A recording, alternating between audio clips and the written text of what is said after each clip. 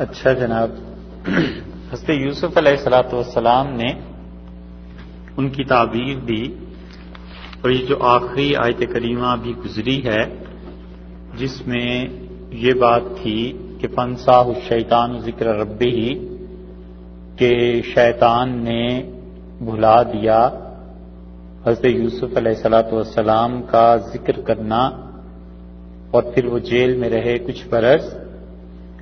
اس کی ایک تشریح تو وہی تھی جو ابھی آپ سے عرض کر دی۔ کچھ مفسرین نے اس پہ یہ بھی لکھا ہے کہ اللہ تعالی نے شیطان کو مسلط کر دیا اس قیدی پر تاکہ وہ ذکر نہ کرے حضرت یوسف علیہ الصلوۃ والسلام کی اس بات کا بادشاہ سے جا کے۔ اور کئی ایک مفسرین اس طرف گئے ہیں کہ یہ اس لیے کیا کہ انہیں حضرت یوسف علیہ الصلوۃ والسلام کو اصل میں بھروسہ کرنا چاہیے تھا اللہ پہ، تو انہوں نے کیوں آخر ایک مشرک قیدی سے کہا کہ بادشاہ سے جا کے میرا ذکر کرنا، تو گویا کہ ایک عتاب ہوا اللہ تعالی کی طرف سے۔ اور اس طرح کی تفسیر کرنے والے بہت سے حضرات ہیں، لیکن اصل بات یہ ہے کہ اس میں سیدنا یوسف علیہ الصلوۃ والسلام پر عتاب الہی کا ایک پہلو چونکہ آتا ہے کہ انہوں نے ایسی بات کر دی جس سے اللہ تعالیٰ کی رضامندی شامل نہیں تھی، اس لیے ہم نے اس تفسیر کو بیان نہیں کیا کہ اس میں پھر لمبے سوال و جواب آگے پیدا ہوتے ہیں کہ پھر کیا ہوا، اللہ تعالیٰ نے ان کے ساتھ ایسے کیا کیا، انبیاء علیہ السلام ایسے کرتے تھے نہیں کرتے تھے۔ اس بحث میں پڑے بغیر آدمی اگر سیدنا یوسف علیہ الصلوۃ والسلام سے ایک بات کو ہٹا سکتا ہے اور یہ صاف اور سیدھی تفسیر ہو سکتی ہے، تو کیوں ہم آخر ایسی چیز میں جائیں کہ جس سے نبوت کی شان میں ذرا سی ایک چیز لازم آتی ہو کہ انہوں نے اللہ پہ بھروسہ نہیں کیا اور مشرک سے بات کر لی۔ اور اس کی بجائے اس کا مثبت پہلو بھی مفسرین نے لکھا ہے، اور وہ پہلو یہی ہے کہ مشرک سے دنیاوی معاملات میں مدد چاہنا یہ اللہ کی مرضی اور رضا کے خلاف نہیں ہے، نہ ہی کسی شریعت نے اسے منع کیا۔ اب اس کے بعد ایک نئے خواب کا ذکر آیا، جب وہ رہا ہو کر بادشاہ کی خدمت میں چلا گیا تو بادشاہ نے کیا کیا، ظاہر ہے کہ اس نے سزا دے دی ہوگی، اس کو بحال کر دیا کہ تم ہمارے لیے ویسے ہی شراب یا شربت یا جو چیز بھی پلاتے ہو تم پلاتے رہو، اور دوسرے کو یہ ہو گیا کہ اس کی پھانسی ہوئی اور اس کا سر پرندوں نے نوچ کھایا، جو کچھ ہونا ہوا تھا ہوگا وہ ہو گیا ہوگا۔ قرآن نے اتنا بتایا ہے کہ بادشاہ نے ایک خواب دیکھا، سیدنا یوسف علیہ الصلوۃ والسلام اسی میں رہے اتنا عرصہ تک کے لیے جیل میں، اور پھر اسی دوران بادشاہ نے خواب میں دیکھا۔ وقال الملک، اور بادشاہ نے، پہلے اس کا ترجمہ دیکھ لیتے ہیں پھر اس کے بعد اس کی تشریح۔ وقال الملک، اور بادشاہ بولا، اس نے کہا کہ انی ارا سبع بقرات، میں نے 7 گائیں دیکھی ہیں، سمان جو کہ موٹی تازی ہیں، یاکلہن انہیں کھاتی ہیں، 7 عجاف، 7 ایسی گائیں جو عجاف ہیں، سوکھی بھی ہیں، ایسی ہیں جو موٹی نہیں ہیں، دبلی ہیں، تو 7 دبلی گائیں 7 موٹی گایوں کو کھا رہی ہیں۔ وسبع سنبلات خضر، اور 7 میں نے دیکھی ہیں بالیاں خضر جو کہ سرسبز ہیں، وأخر یابسات، اور دوسری بالیاں میں نے دیکھی ہیں جو کہ خشک ہیں۔ یا ایھا الملأ، میرے سردارو، افتونی فی رؤیایا، میری خواب کی تعبیر مجھے بتاؤ، ان کنتم للرؤیا تعبرون، اگر تم خواب کی صحیح تعبیر جانتے ہو تو مجھے اس خواب کی تعبیر بتاؤ۔ اللہ تعالیٰ نے جہاں سے شروع کیا ہے اس بات کو، یہ فرمایا کہ وقال الملک، اور بادشاہ بولا۔ کمال کی بات اللہ تعالیٰ نے یہاں فرمائی ہے۔ آپ اگر اسی واقعے کو تورات میں پڑھیں گے تو وہاں آتا ہے کہ فرعون بولا، فرعون نے یہ کہا، اور قرآن نے یہاں بتایا ہے کہ بادشاہ نام نہیں لیا۔ اور یہودیوں نے جوش انسائکلوپیڈیا میں اس کا نام لکھا ہے، اور وہ کہتے ہیں کہ ایفوہس تھا، ایفوہس جو بادشاہ تھا ان کا، یا ایفوہس کہہ لیں، وہ تھا جس نے یہ بات کہی تھی۔ اور اصل بات جو ثابت ہوتی ہے تاریخ سے اب بھی، آرکیالوجسٹ جو کہتے ہیں، وہ کہتے ہیں اس زمانے میں مصر کا جو بادشاہ ہوتا تھا اسے بادشاہ ہی کہتے تھے، فرعون کا لقب تو بہت بعد میں آیا، کیونکہ حضرت یوسف اور حضرت موسیٰ علیہ السلام کے درمیان کئی سو برس کا فرق ہے، تو یہ فرعون جو ہے یہ لفظ ہی بعد میں آیا ہے۔ تو تورات جس نے بھی اس میں تعریف کی ہے نا، اس نے بادشاہ کی بجائے وہاں فرعون کا لفظ لکھ دیا۔ اسے کیا خبر ہوئی ہوگی کہ اس زمانے میں کس نام سے پکارتے تھے، کس نام سے نہیں پکارتے تھے، اسے پتہ ہی نہیں چلا ہوگا۔ اور اللہ تعالیٰ نے یہاں قرآن میں اس کی اصلاح کر دی اور کہا قال الملک، بادشاہ بولا۔ اب اتنا باریک فرق کہ بادشاہ اسے کہیں یا اس کے لیے فرعون کا لفظ استعمال کیا جائے، یہ کسی انسان کے بس کی بات نہیں ہے۔ یہ تو اب تحقیق ثابت کرتی ہے نا کہ فرعون جو فرعونہ مصر تھے، ان کا دور بعد میں شروع ہوا ہے، اور سے یوسف علیہ السلام کے زمانے میں فرعون نہیں ہوا کرتے تھے۔ یہ چیز ہے، یہ وہ فرق ہے جو قرآن نے بیان کیا، اور یقیناً یہ کتاب نبی کریم صلی اللہ علیہ وسلم نے اپنے پاس سے نہیں بنائی۔ انہیں کیا معلوم تھا کہ کب مصر میں فرعون کا لقب ایجاد ہوا، اس سے پہلے بادشاہ کو کیا کہتے تھے؟ اس لیے قرآن اس کو بادشاہ کے لفظ سے تعبیر کرتا ہے۔ جوئش انسائکلوپیڈیا میں بعض تفصیلات ہیں جو قرآن کے مطابق ہیں۔ یہودی بھی اس کو بادشاہ کہتے ہیں اور مسلمان بھی، تورات اس کے برعکس، وہ باقی اس کے برعکس ہے بائبل۔ وقال الملک، اور بادشاہ بولا، اس نے کہا انی ارا، میں نے دیکھا ہے، یعنی خواب میں دیکھا ہے۔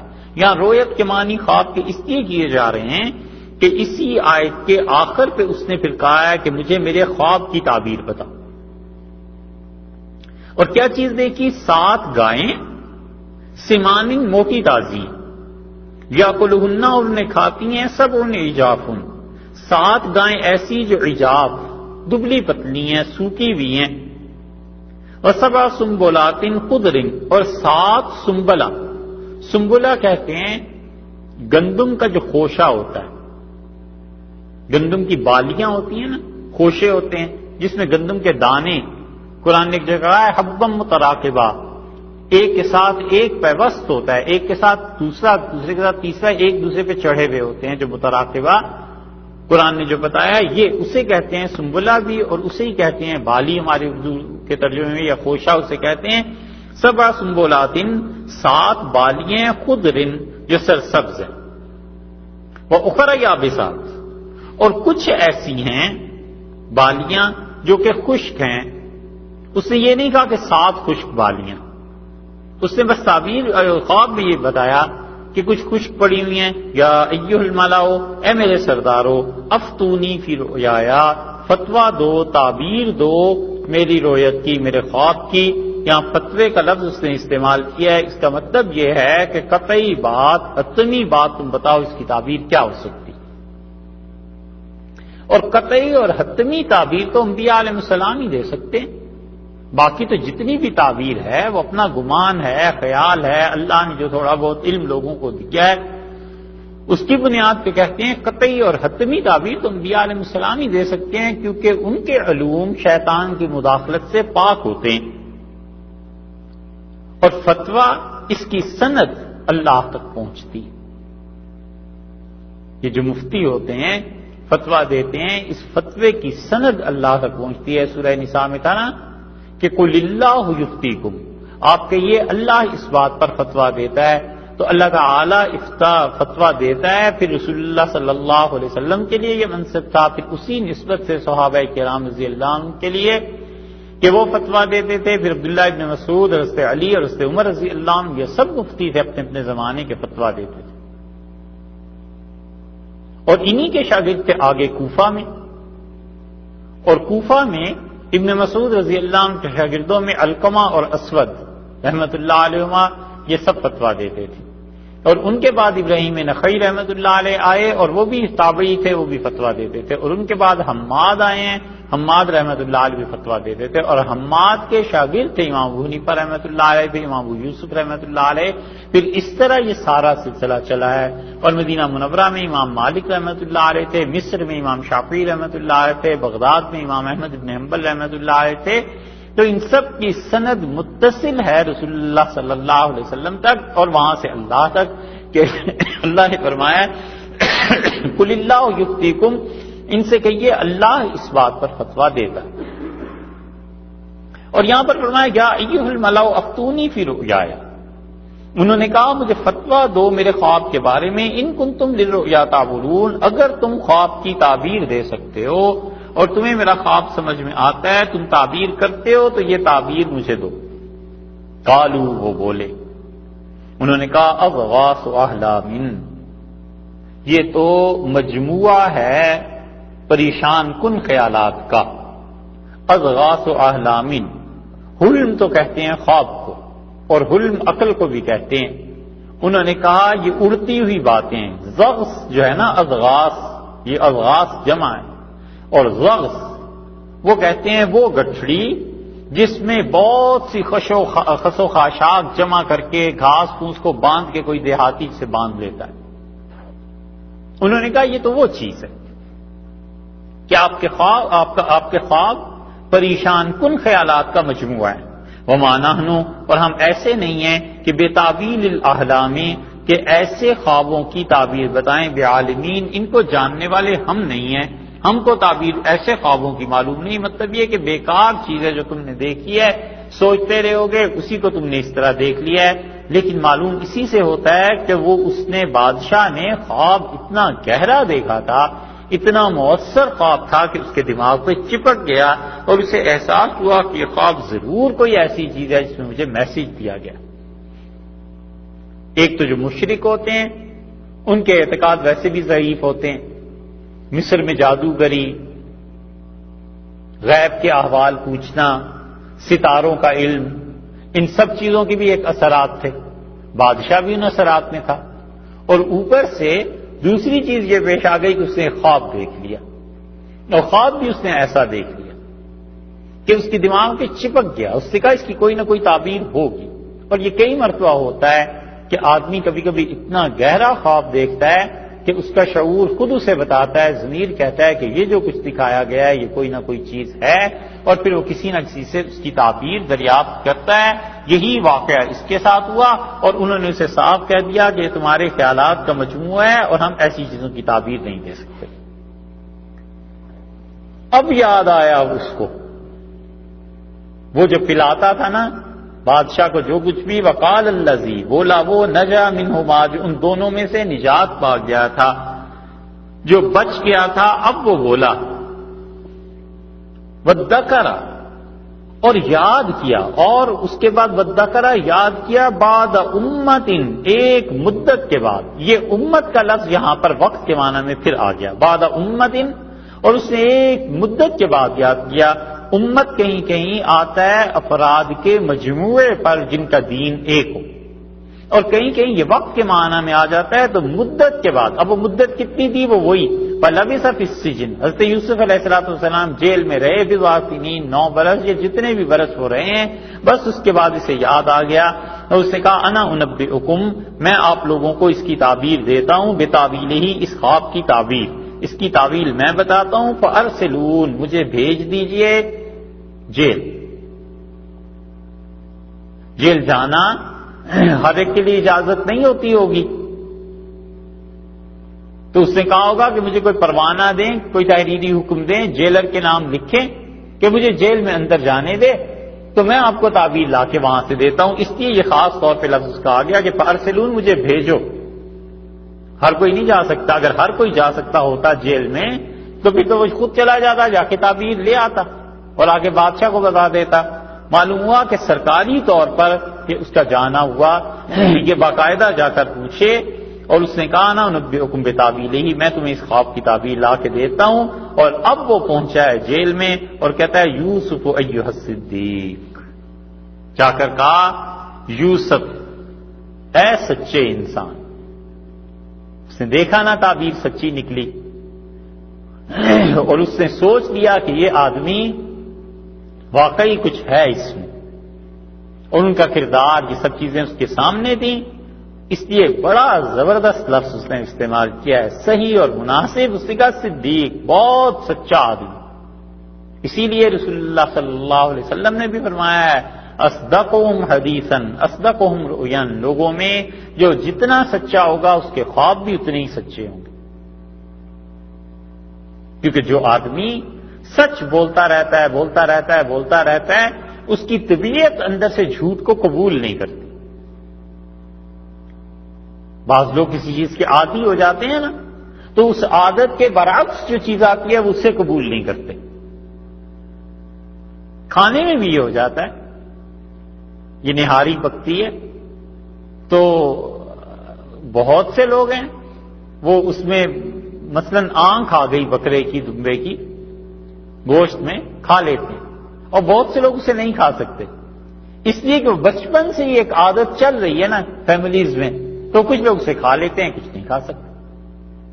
ایسے ہی روحانی طور پہ بعض لوگوں کو سچائی سے اور بعض کو جھوٹ سے اتنی مناسبت ہو جاتی ہے کہ وہ جھوٹ بولتا رہتا ہے حتیٰ کہ رسول اللہ صلی اللہ علیہ وسلم یکتب عند اللہ کذاب، اللہ کے ہاں وہ پکا جھوٹا لکھ لیا جاتا ہے.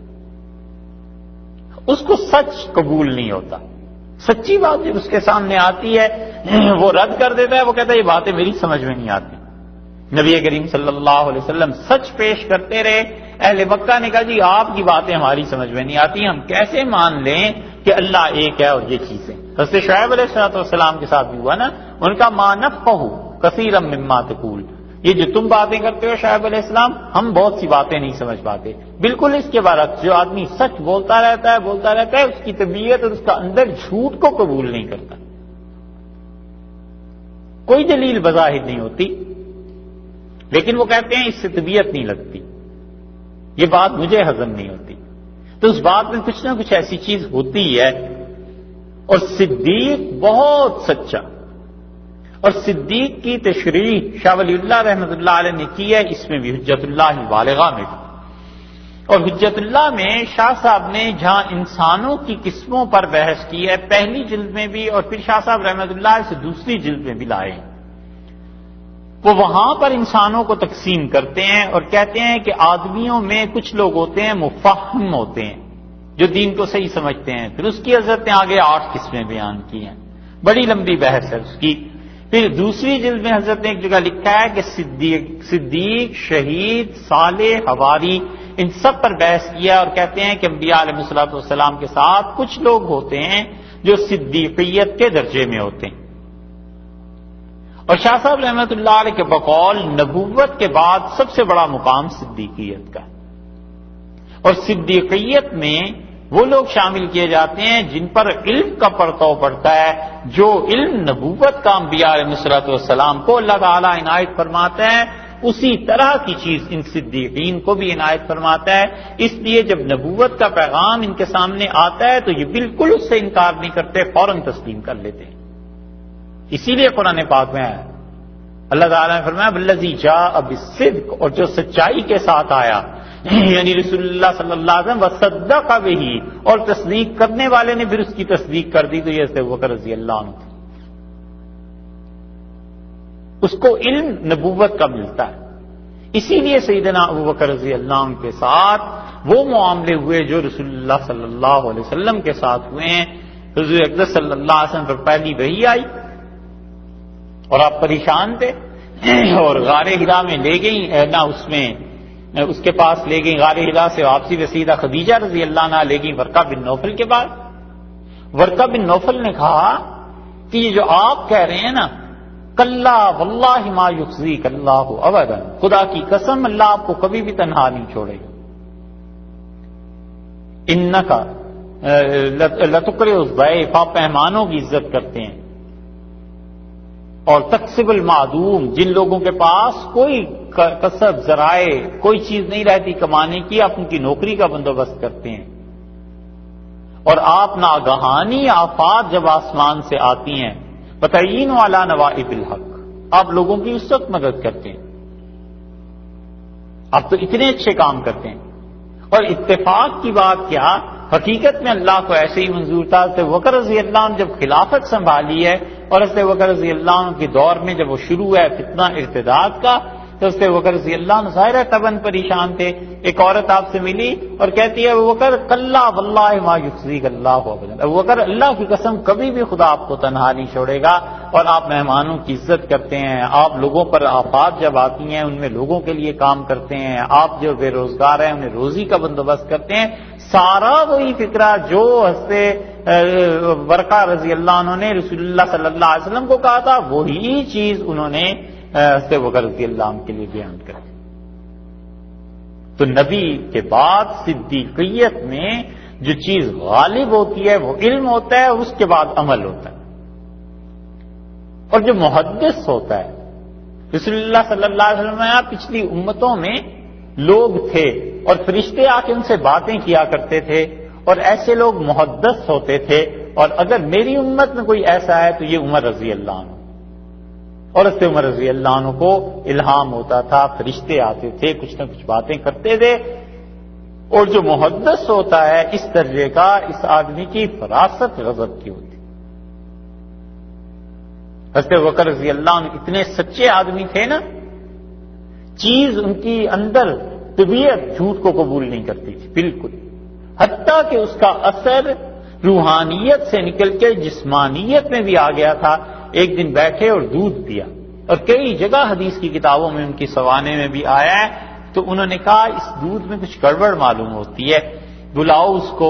اپنے غلام کو بلایا اور فرمایا یہ دودھ کہاں سے آیا ہے؟ اس نے کہا حضرت میں جاہلیت کے زمانے میں کہانت کا کام کرتا تھا، لوگوں کو مستقبل کی خبریں بتایا کرتا تھا، ایسے ہی جھوٹ سے پیسے کماتا تھا.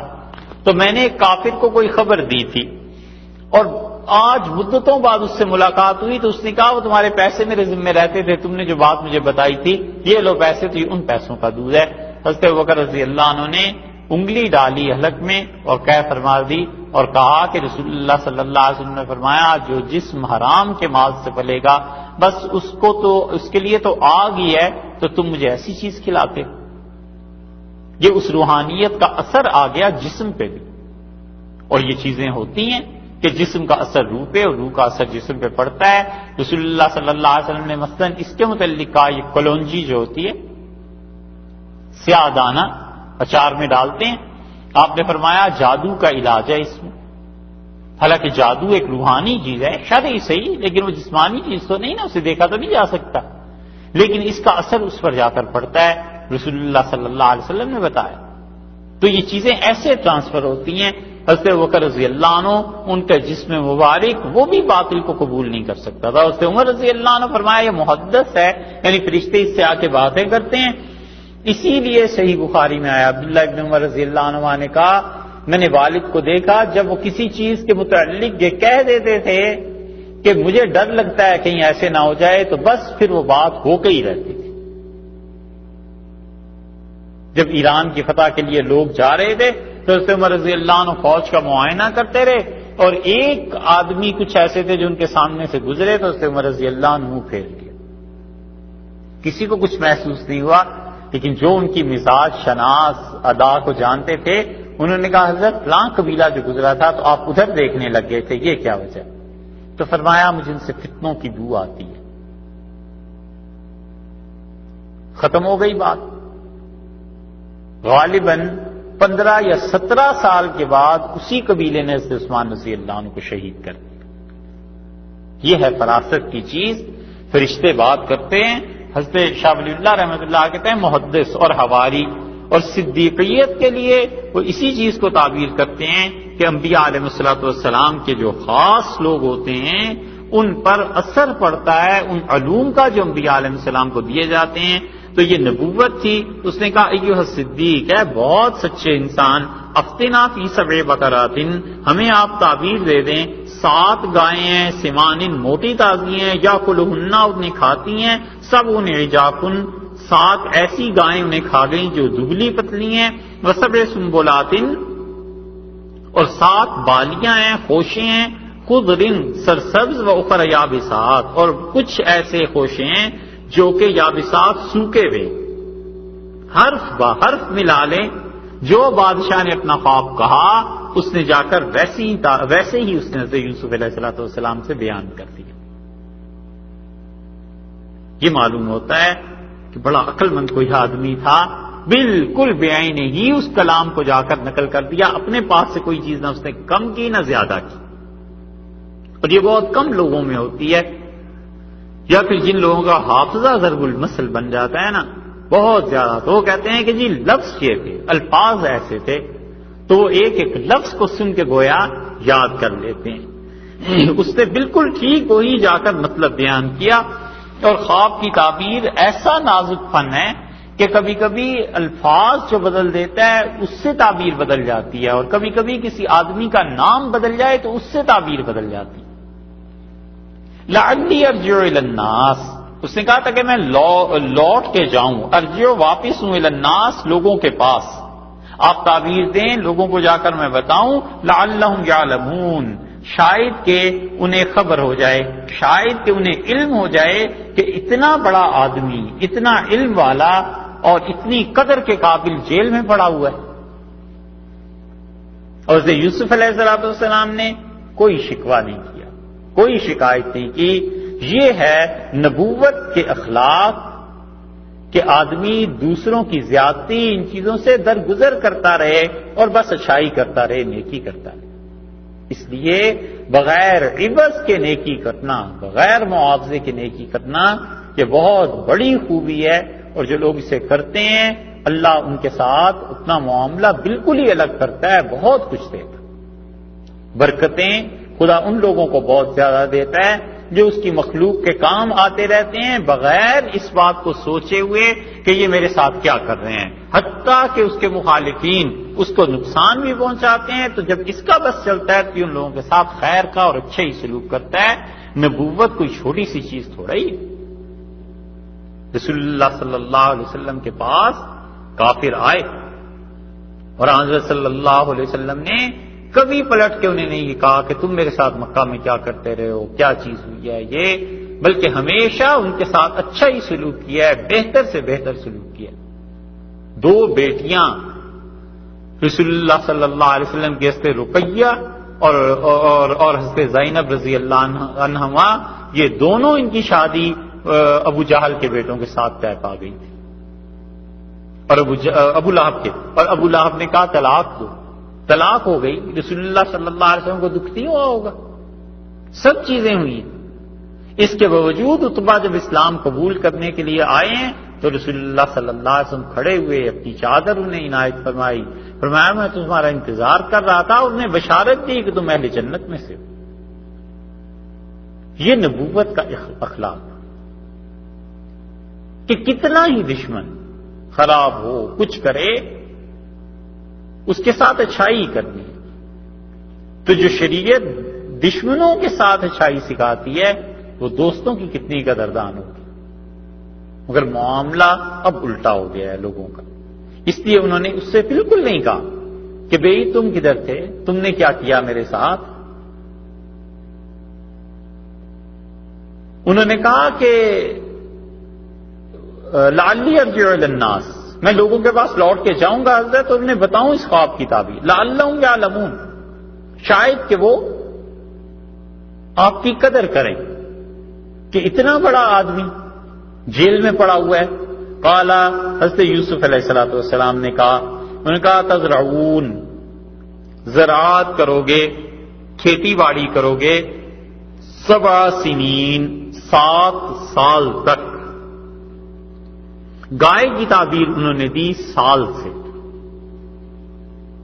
اور اس کی ایک وجہ یہ بھی ہے کہ مصر کا جو قومی نشان اس زمانے میں اب جو کھدائیاں ہوئی ہیں نا نکلا ہے، اس میں رزق کے لیے وہ پوجا کرتے تھے گائے کی. تو حضرت یوسف علیہ السلام نے تعبیر دی گائے کی اس سے کہ 7 برس تک دابن مسلسل پے در پے خوب محنت کر کے تم 7 برس لگ کے اچھی طرح زراعت کرو گے. یہ تو ہو گئی تعبیر. اب 2 باتیں ان ساری آیات میں ایسی ہیں کہ حضرت یوسف علیہ السلام نے جو کہا اس سے معلوم ہوتا ہے کہ زیرک دانا کتنے تھے، نبوت کیا چیز تھی. فما حصدتم، اور انہوں نے کہا دیکھو جو کچھ تم کاٹو، فذروا فی سنبلہ، اسے چھوڑ دینا فی سنبلہ، اس کے بالیوں میں، خوشوں میں، کیونکہ جب خوشوں سے نہیں نکالو گے اور خوشوں میں گندم محفوظ رہے گی تو اس غلے کو کیڑا نہیں لگے گا. یہ جو کیڑا غلے کو لگ جاتا ہے گندم کو، اسے کیا کہتے ہیں؟ اس کو کوئی نام ہے؟ سرسری.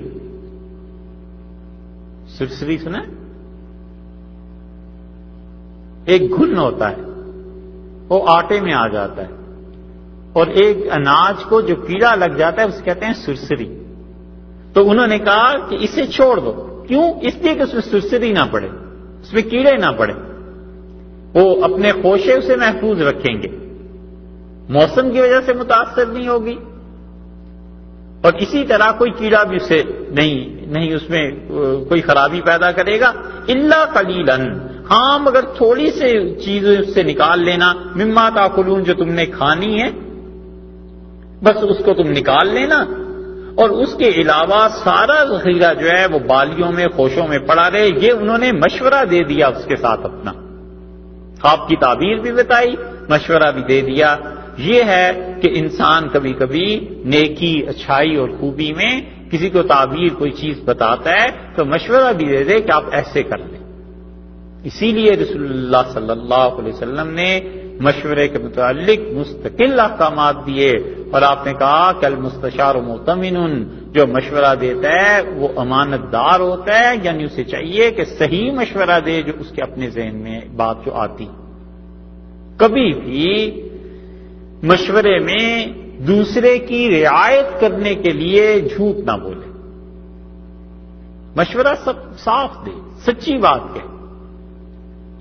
یہ تو دوسرے کو سمجھنا چاہیے نا، یا تو آئندہ آئے گا نہیں کہ جب اس سے مشورہ کرو یہ میرے ہی خلاف بولتا ہے، یا پھر اسے قدر آئے گی کہ بھئی دیکھو یہ میری بھی رعایت نہیں کرتا. اگر عقل مند ہوگا تو قدر آئے گی کہ یہ میری بھی رعایت نہیں کرتا، بات صاف کرتا ہے، اس لیے اس کی سننی چاہیے.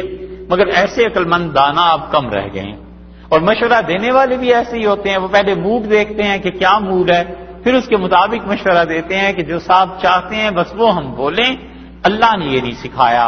رسول اللہ صلی اللہ علیہ وسلم نے فرمایا کہ تم مشورہ دو، اور دیکھو مشورہ دینے والا امانت کا پابند ہوتا ہے، امانت دار ہے، یعنی امین ہونا چاہیے، اسے امانت کا حق ادا کرنا چاہیے. تو یوسف علیہ السلام نے مشورہ دے دیا. انہوں نے کہا دیکھو خواب کی تعبیر تو یہ ہے، ساتھ میں تمہیں یہ بھی بتا دیتا ہوں کہ اسے رکھنا تم باقی جو بھی غلہ ہے اسے اس کی بالیوں میں ہی، سوائے اس کے کہ جو تھوڑا سا تم کھانے کے لیے نکال لو.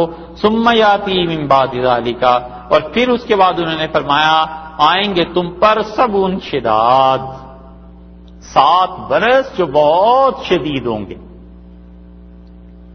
ایسے شدید ہوں گے کہ قحط پڑ جائے گا.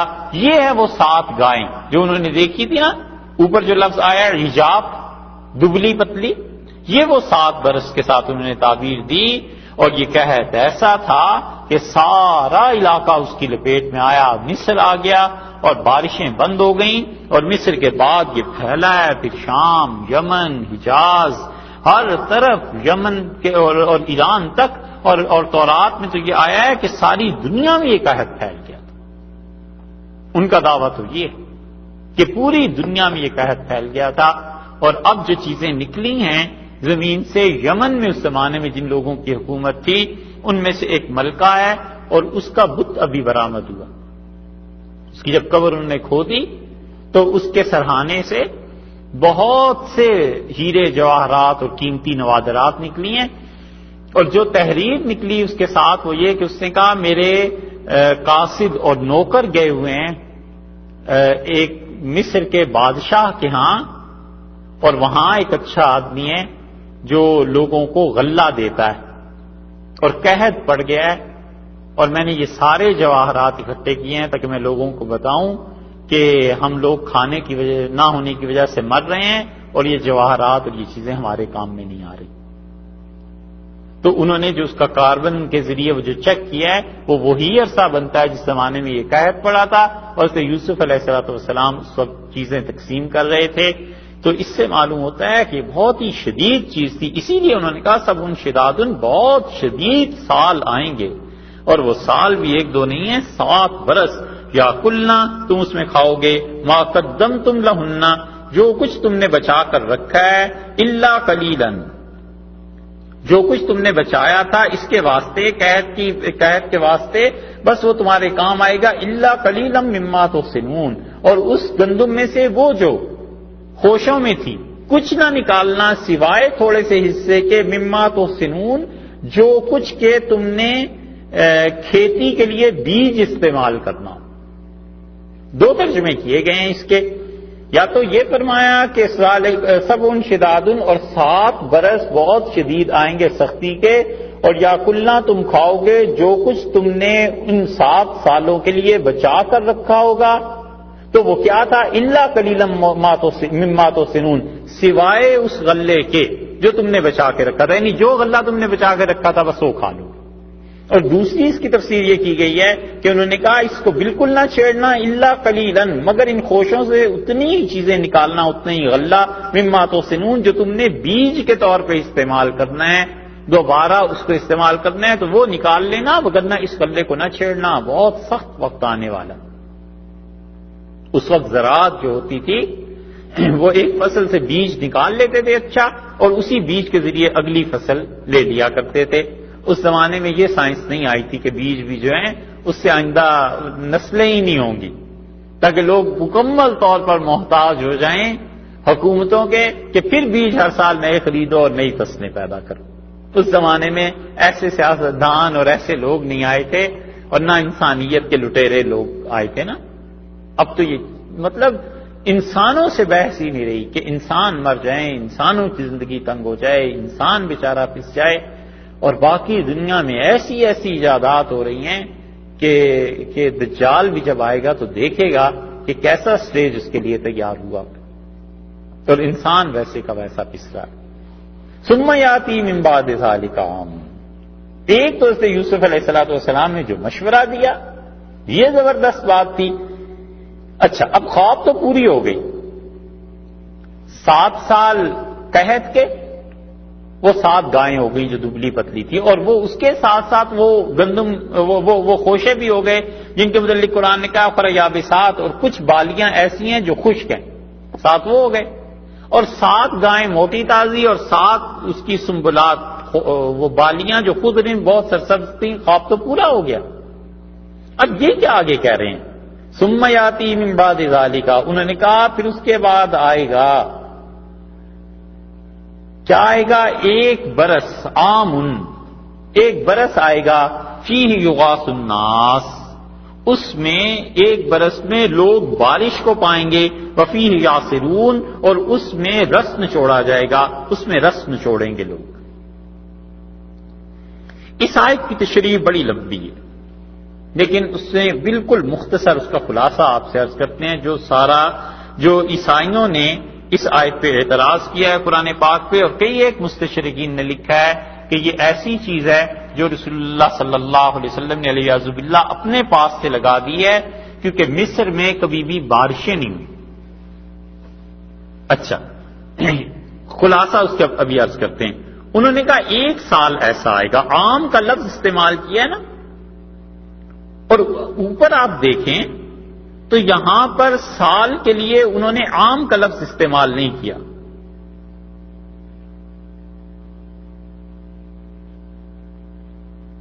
جب انہوں نے تعبیر دی تو یہ 47 نمبر آیت میں آیا ہے، تزرعون 7 سنین دابا، 7 سال. تو یہ سن کا لفظ اور عام کا لفظ عربی میں دونوں سال کے لیے استعمال ہوتے ہیں. یہاں یہ لفظ بدلا کیوں ہے قرآن نے؟ وجہ اس کی یہ ہے کہ سن جو ہے عربی میں اس سال کو کہتے ہیں جس میں قحط ہو، بدحالی ہو، برا سال گزرے، اور عام وہ سال جس میں خوشیاں انسان کو ملیں اور جس میں خوشحالی آ جائے. تو یہ عربیت کا یہ کمال ہے کہ یہاں پر سن کا لفظ استعمال نہیں کیا، عام لے آئے ہیں، اور اوپر آیا ہے کہ 7 سنین 7 برس جو سختی. ایک تو بات یہ ہو گئی. دوسری بات یہ ہے کہ اللہ تعالیٰ نے فرمایا کہ فیہ یغاث الناس، اس میں بارشیں برسیں گی.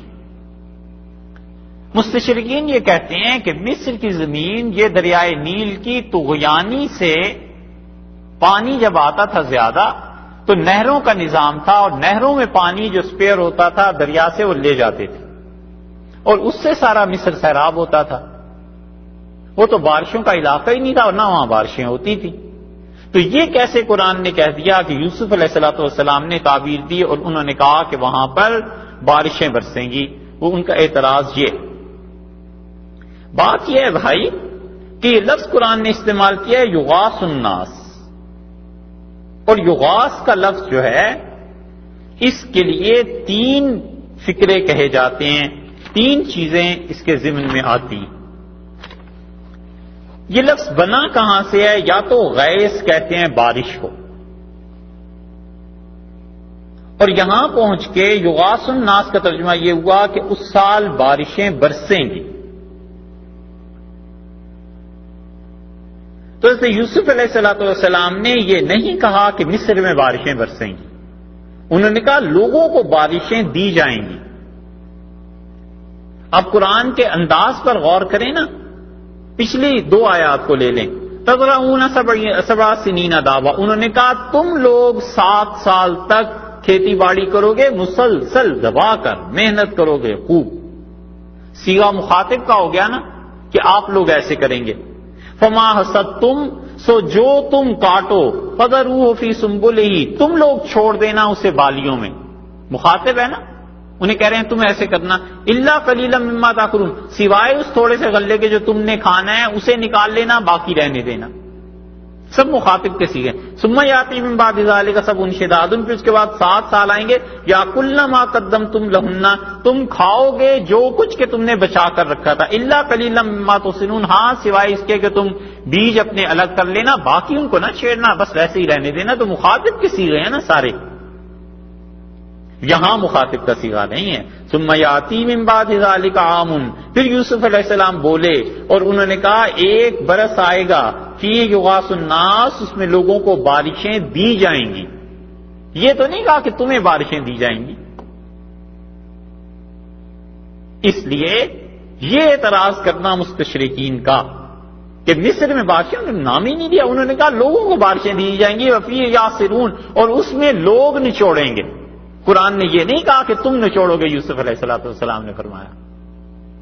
یہ ایک دم سے مخاطب کے سیغوں سے غائب کے سیغے پہ چلا گیا ہے قرآن، تم ایسے کرو گے، ایسے کرو گے، ایسے کرو گے، اور پھر 1 سال میں لوگ ایسے کریں گے۔ صاف پتہ چلتا ہے کہ یوسف علیہ السلام نے مصر کی بات ہی نہیں کی، کہا لوگوں کو بارشیں ملیں گی۔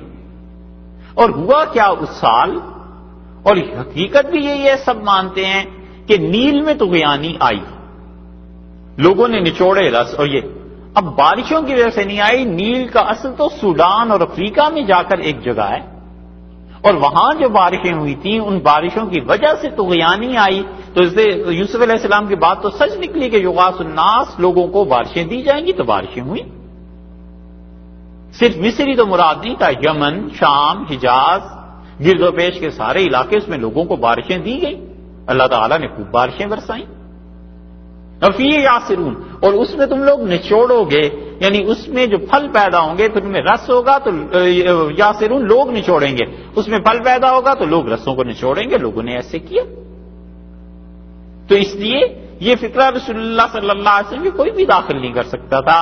اتنی کہاں سے ٹیکنیکلی بات ہو سکتی تھی کہ پہلے مخاطب کے سیغے آ رہے ہیں اور ایک دم سے مجہول میں اور غائب میں چلے گئے، یہ اللہ ہی کا کلام۔ ایک بات اعتراض اس میں یہ ہے نا کہ مصر میں نیل سے طغیانی آتی ہے، مصر میں بارشیں نہیں ہوتی، اور دریائے نیل جہاں سے نکلتا ہے وہاں بھی بارشیں ہوتی ہیں یا نہیں ہوتی؟ ہوتی ہیں، اور دریائے نیل جو ہے وہ اصل میں بالکل ایک چشمہ ہے۔ آپ اس کی تشریح اس میں دیکھیے گا، بریٹانیکا میں انہوں نے اس پہ بڑا اچھا لکھا ہے۔ وہ کہتے ہیں ابتدا میں یہ چشمہ ہے اور آہستہ آہستہ چیزیں اس میں ملتی چلی جاتی ہیں، اور پھر اس کے بعد پانی ایک دم سے بڑھ جاتا ہے۔ یہ ایک دم سے جو بڑھتا ہے اس میں بڑا اثر اس چیز کا ہے جو رسول اللہ صلی اللہ علیہ وسلم نے معراج سے واپسی پہ کہا تھا۔ آپ نے فرمایا 4 دریا میں نے دیکھے اللہ کے عرش کے نیچے سے نکل رہے تھے، ایک نیل، ایک فرات، فرات تو ہے عراق میں، نیل ہو گیا مصر میں، اور جیہون اور سیہون، اور یہ دونوں دریا ایسے ہیں جو روس میں۔ آپ نے فرمایا یہ چاروں خدا کے عرش کے نیچے سے نکل رہے تھے، تو وہ برکت جو اس کے پانی میں ہے یا ان میں جو کچھ آتا ہے زیادہ پانی، یہ سب چیزیں ایسی ہر مذہب میں پانی کی تقدیس رہی ہے، اور انبیاء علیہ الصلوۃ والسلام جو بھی اپنے زمانے میں آتے رہے ہیں انہوں نے بتایا ہے کہ فلاں فلاں پانی مقدس ہے۔ اب وہ روایات کیا تھیں، کہاں تک پہنچی، کسی قوم نے اسے غلط لے لیا، تحریف ہو گئی، یہ تو بعد کے مذاہب کی تبدیلی ہے۔ مثلا رسول اللہ صلی اللہ علیہ وسلم نے ہمیں بتا دیا کہ زمزم میں برکت ہے اور یہ آتا ہے، کیونکہ جبریل امین نے پر مارا تھا زمین میں اور اس سے یہ چشمہ ابلا ہے۔ یہ جو ہے نا کہ اسماعیل علیہ السلام نے ایڑیاں رگڑی تھیں اور اس سے آ گیا، یہ غلط بات۔ صحیح بخاری میں آیا ہے، رسول اللہ صلی اللہ علیہ وسلم نے بتلایا کہ جبریل امین نے پر مارا زمین پہ اور اس سے پانی ابل پڑا۔ یہودی بیت المقدس میں ایک جگہ ہے، اس پانی کو بڑا محترم مانتے ہیں، ہندو ہیں وہ گنگا کے پانی کو بہت اچھا سمجھتے ہیں۔ تو انبیاء علیہ الصلوۃ والسلام اپنے اپنے زمانوں میں پانیوں کا بتاتے رہے ہیں، اتنا تو پتا چلتا ہے مطلقاً، باقی کس نبی علیہ السلام نے کس پانی کے متعلق بتایا اس کی کوئی ہسٹری، کوئی چیز محفوظ نہیں ہے، سوائے اسلام کے کہ پہلے دن سے اب تک رسول اللہ صلی اللہ علیہ وسلم کے دور سے متصل مسلمان اسی کنویں سے پانی نکالتے رہے ہیں، ہر دور، ہر سال، ہر مہینے، ہر دن میں لوگ ایسے مل جائیں گے، یہ تواتر چلا آتا ہے۔ تو انہوں نے فرمایا کہ یغاث الناس، اس میں لوگوں کو بارشیں دی جائیں گی، سودان میں بارشیں ہوئی۔ دوسرا ترجمہ اس کا یہ کیا گیا، ہم کہتے ہیں صاحب آپ کو بارشوں پر اعتراض ہے، ہم اس کا ترجمہ یہ نہیں کرتے، اس کا دوسرا ترجمہ یہ ہو گیا کہ من بعد ذالک عام، انہوں نے کہا ایک سال ایسا آئے گا کہ یہ یغاث الناس، یغاث جو ہے غوث سے نکلا ہے، اور غوث کہتے ہیں مدد کو، کہ اس سال لوگوں کی مدد کی جائے گی، وفیہ یعصرون، اور اس سال رس نچوڑے جائیں گے۔ چلو اب کیا اعتراض رہا، اس میں بھی اعتراض ہے، تیسرا ترجمہ کرتے ہیں فی یغاث الناس، اور غوث کا ایک ترجمہ عرب یہ بھی کرتے ہیں فریاد کرنا، وہ کہتے ہیں غوثاؤ، ہائے فریاد ہے، فی یغاث الناس، اس سال میں لوگوں کی فریاد کا جواب دیا جائے گا، مظالم دور ہو جائیں گے، وفی یعصرون، اور وہ سال ایسا ہوگا جب لوگ ارد پھلوں کا رس نچوڑیں گے۔ تو ہم تو ترجمہ ہی دوسرا کرتے ہیں اس کا، اور یہ ترجمہ سب مفسرین نے لکھا ہے، ساری عربوں کی لغت اس پہ شاہد ہے، تو جس پہ آپ کو اعتراض ہے بارشوں پہ، چلو اس کو لیتے ہی نہیں، اب اس پہ کیا اعتراض ہے؟ یہ ہے، اس لیے آدمی قرآن پاک کو اگر پڑھا ہوا ہونا تو پھر بہت سی چیزیں جو ان کے لٹریچر میں آتی ہیں انہیں پڑھ کے پریشان نہیں ہوتا، پتا ہوتا ہے کہ اچھا یہ بھی ایک کھانے میں، یہ بھی ایک مرچیں آ گئی ہیں، چلو اس کا بھی کچھ حل کر لیتے ہیں۔ اور انہوں نے کہا اس میں رس نچوڑے جائیں گے۔ سوال یہ پیدا ہوتا ہے کہ خواب کی تعبیر تو پوری ہو گئی تھی، حضرت یوسف علیہ السلام نے اس سال کی خبر کہاں سے لی؟ تو اس پہ مفسرین کا اتفاق ہے، وہ کہتے ہیں کہ حضرت یوسف علیہ السلام نے یہ جو جملہ کہا ہے نا، یہ اللہ کی طرف سے وحی تھی، ایک وہ مشورہ جو انہوں نے دیا ہے، اور ایک یہ جو جملہ کہا ہے، دو اتنی بڑی باتیں ہیں کہ بادشاہ نے جب سنا تو خوشخبری کی چیز اسے مل گئی، اس نے کہا اتنا عقل مند آدمی جو کہتا ہے کہ قحط پڑے گا اور اس طرح تم گندم کو، اس غلے کو بچا لو، اور اتنا عقل مند آدمی جو کہتا ہے کہ ایک سال ایسا بھی آئے گا، اس نے کہا کیا اگلی آیت میں آتا ہے، بس اس سال کا انتظار ہے، پتہ نہیں عمر ایسی گزر گئی کہ اب تو پتہ نہیں ہے، شاید 1/3 بھی باقی نہ رہا ہو، مگر ہمیں اس سال کا بڑا انتظار، اللہ جانے کب یہ سال آئے گا مسلمانوں پہ کہ جس میں یغاث الناس، لوگوں کی مدد کی جائے گی، وفیہ یعصرون، اور اس میں لوگ پھلوں کا رس نچوڑیں گے۔ اتنی خوشحالی کا یہ سال اس امت پہ کب آئے گا؟ جب بھی اس آیت کو پڑھتے ہیں تو ہم کہتے ہیں خدایا یہ سال لے ہی آ، تو اس سال کا بڑا انتظار۔ وقال الملک، بادشاہ بولا، اس نے کہا تونی بے، لے آؤ اس آدمی کو میرے پاس، ایسا علم و فضل والا، ایسا اچھا آدمی۔ فلما جاءہ، جب قاصد پہنچا، فلما جاءہ الرسول، جب قاصد پہنچا ان کے پاس، قال ارجع الی ربک، حضرت یوسف علیہ السلام بولے اور انہوں نے کہا جاؤ واپس اپنے بادشاہ کے پاس، اپنے خدا کے پاس، فاسألہ، اس سے پوچھ، ما بال النسوہ، کیا حال ہوا ہے، النسوہ ان خواتین کا، اللتی جنہوں نے قطعنا ایدیہن اپنے ہاتھوں کو زخمی کر دیا تھا۔ اس معاملے میں کیا ہوا ہے؟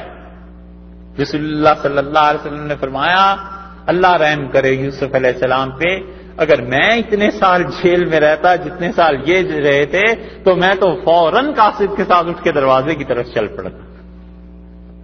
اور رسول اللہ صلی اللہ علیہ وسلم سے ایک ضعیف حدیث میں یہ بھی آیا ہے جملہ، آپ نے کہا اللہ رحم کرے یوسف علیہ السلام پہ، اگر وہ تعبیر پوچھنے والا میرے پاس آتا تو میں شرط لگا دیتا کہ مجھے پہلے جیل سے نکالو پھر میں تمہیں تعبیر بتاتا۔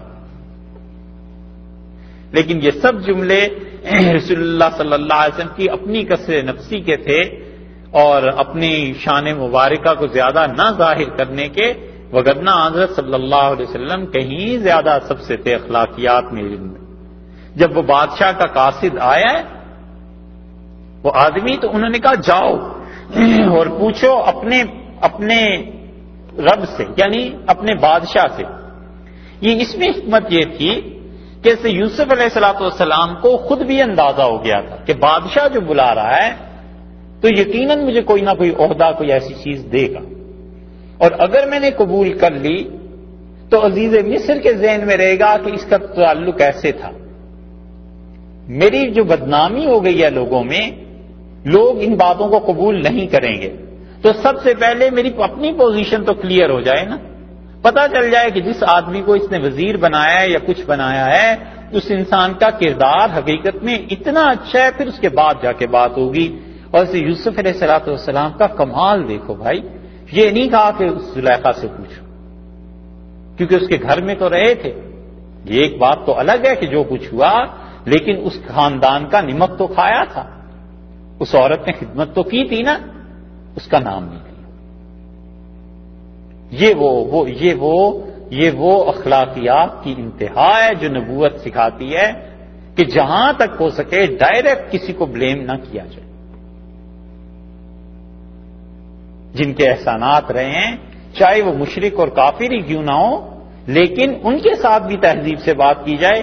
تو انہوں نے کہا ما بال النسوۃ اللتی قطعنا ایدیہن، ان عورتوں کا کیا ہوا جنہوں نے ہاتھ کاٹ لیے تھے، حالانکہ جو ہاتھ بھی کٹے تھے تو وہ بھی پیچھے ایک اور معاملہ تھا نا، اس عورت کا نام لینا چاہیے تھا، وہ نہیں لیا۔ فرمایا ان کا کیا ہوا جنہوں نے اپنے ہاتھ زخمی کر لیے تھے۔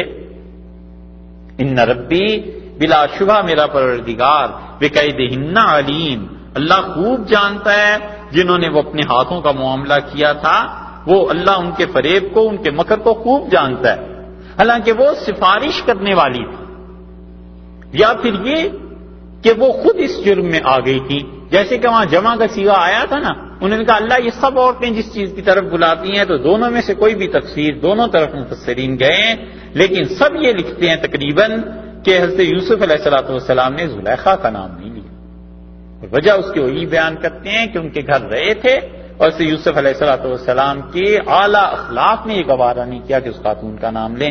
قال ما خطبکن، بادشاہ بولا، اس نے عورتوں کو بلا لیا، اس کا ما خطبکن، کیا حقیقت ہے، اذ راوتن یوسف عن نفسہ، جب تم نے یوسف علیہ السلام کو اس کے جی سے، اس کے اپنے نفس سے باہر کرنا چاہا، جب تم نے اسے بہکانا چاہا اس کی اپنی جان سے، کیا اس بات کی حقیقت ہے؟ تو گواہیاں پڑھ رہی ہیں نا اب مسلسل،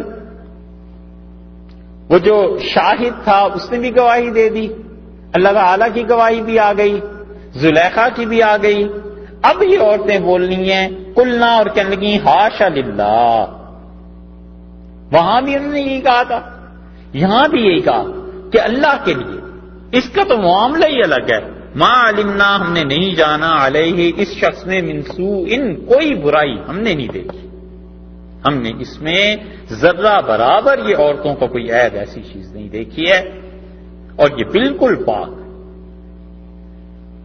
حضرت یوسف علیہ السلام تو بہت بڑے آدمی تھے، ان کے تو کہنے کیا، اللہ کے ایسے بندے بھی ہوئے ہیں جن کی سوانے یہ چیزیں پڑھو تو حیرت ہوتی ہے کہ یا اللہ، انسان تھے، فرشتے تھے، کیا تھے؟ حضرت تھانوی نبر اللہ مرکزو کا اشرف علی صاحب تھانوی رحمۃ اللہ جب انتقال ہو رہا تھا تو خلفاء تھے اور انتقال میں کیا کچھ دن باقی رہ گئے تھے، تو حضرت کو بھی اندازہ ہو گیا، تو فرمایا 14 اللہ کے انعامات ایسے ہیں جس کا میں تم سے اظہار اب کرتا ہوں، اور عمر ان کی 82 برس تھی اس وقت، اور ان میں سے ایک یہ گنا خدا کا انعام، فرمایا ساری زندگی مجھے یاد نہیں ہے کہ میں نے کسی کو بری نظر سے دیکھا ہو، کسی خاتون،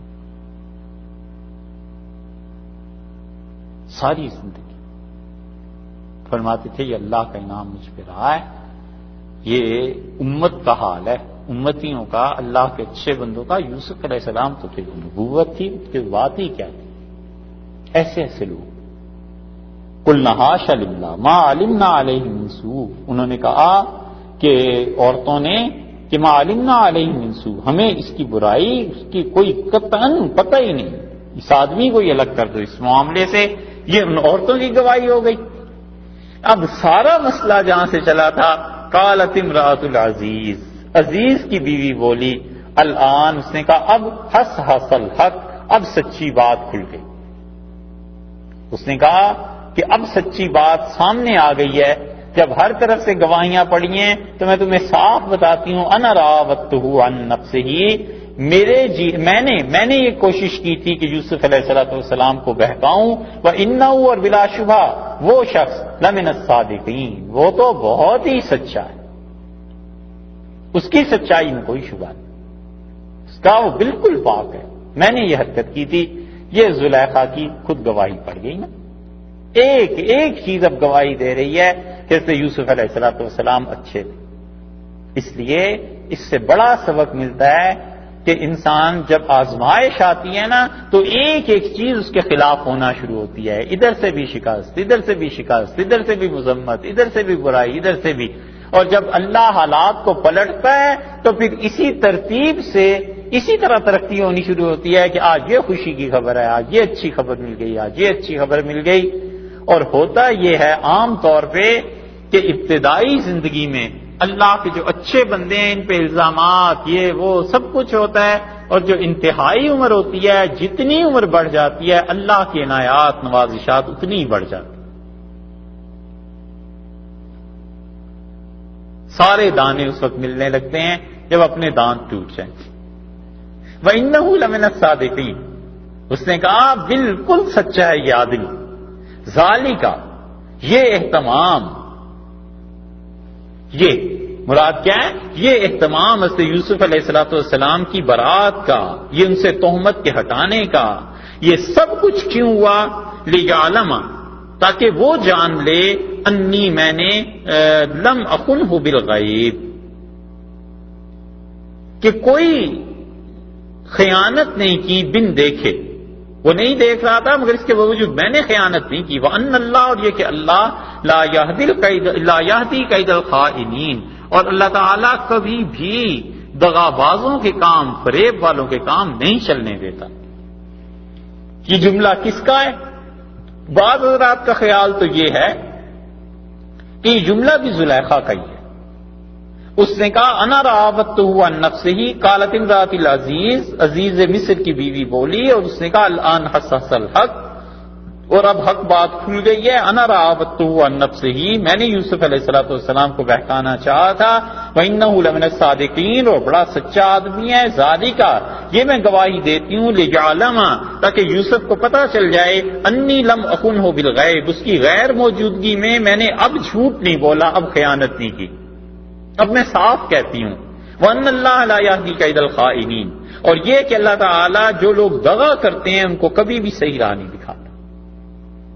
اور دوسری تفسیر اس کی یہ کی گئی ہے کہ ذالکا، یوسف علیہ السلام بولے اور انہوں نے کہا لیعلم، تاکہ عزیز مصر کو پتہ چل جائے، جب وہ اپنی گواہی دے چکے تو یہ جملہ یوسف علیہ السلام جب آئے ہوں گے پھر انہوں نے کہا ہوگا ذالک لیعلم، تاکہ وہ عزیز مصر کو پتہ چل جائے کہ انی لم اخنہ بالغیب، وہ گھر میں موجود نہیں تھا اور اس کی غیر موجودگی میں نے کوئی ایسی حرکت نہیں کی، وان اللہ لا یہدی کید الخائنین، اور جو لوگ خیانت کرتے ہیں، دغا دیتے ہیں، خدا ان کی راہ سیدھی نہیں کرتا، وہ صحیح راہ پہ چلتے بھی نہیں۔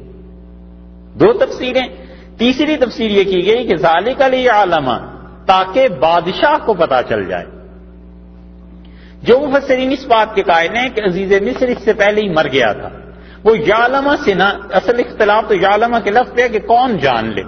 جو کہتے ہیں عزیز مصر پہلے ہی مر گیا تھا، وہ کہتے ہیں ذالک لیعلم، یوسف علیہ السلام نے کہا تھا کہ بادشاہ کو پتا چل جائے کہ جس آدمی کو اس نے بلایا ہے جیل خانے سے، جس کو کوئی وزارت کوئی چیز دینا چاہ رہا ہے، اسے معلوم ہو جانا چاہیے کہ مجھ پر جو تہمت لگی ہوئی تھی، انی لم اخنہ بالغیب، میں نے کوئی ایسی خیانت کا کام نہیں کیا، وان اللہ لا یہدی کید الخائنین، اور اللہ تعالی دغا بازوں کو پھر اللہ تعالی انہیں نہیں چلاتا صحیح راہ. یہ جو یوسف علیہ السلام نے کہا یا کسی نے بھی کہا، بعض کا چوتھی تفسیر بھی اس کی ہے، بعض کا خیال یہ ہے کہ اتنا جملہ تو کسی کا بھی ہو سکتا ہے، ذالک لیعلم انی لم اخنہ بالغیب، تاکہ اسے پتا چل جائے بادشاہ کو یا عزیز مصر کو کہ یوسف علیہ السلام نے کہا کہ میں نے کوئی اس کی غیر موجودگی میں غلط کام نہیں کیا، یا زلیخا نے کہا کہ یوسف علیہ السلام کو پتا چل جائے کہ میں نے اس کی غیر موجودگی میں اب جھوٹ نہیں بولا. کہتے ہیں وہ اگلا فکرہ جو ہے نا، بہت سے مفسرین اس طرف گئے ہیں کہ وہ کہتے ہیں کہ اللہ کا اپنا کلام ہے، وَأَنَّ اللَّهَ لَا يَهْدِي كَيْدَ الْخَائِنِينَ. تو ترجمہ یہ بنا کہ اے لوگوں پھر یاد رکھو کہ اللہ تعالیٰ دغا بازوں کی دغا اور فریب کاروں کا فریب نہیں چلنے دیتا. یہ زندگی بھر کا اصول ہے.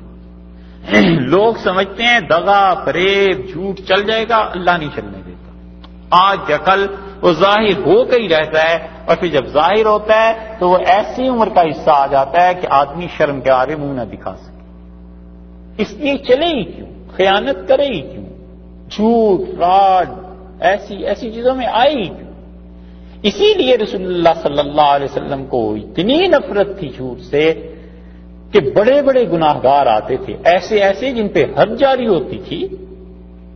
چور کا ہاتھ کٹتا تھا، لیکن حدیث میں آیا ہے کہ عائشہ رضی اللہ عنہا کہتی ہیں کہ رسول اللہ صلی اللہ علیہ وسلم کو میں نے دیکھا جب کوئی ایسا آدمی آتا تھا جس نے جھوٹ بولا ہو تو یجد فی نفسہ شیئا، رسول اللہ صلی اللہ علیہ وسلم کو شبہ بھی ہو جاتا تھا نا کہ یہ مجھ سے جھوٹ بول رہا ہے، تو اپنے دل میں اس کے لیے برابر خلش محسوس کرتے تھے.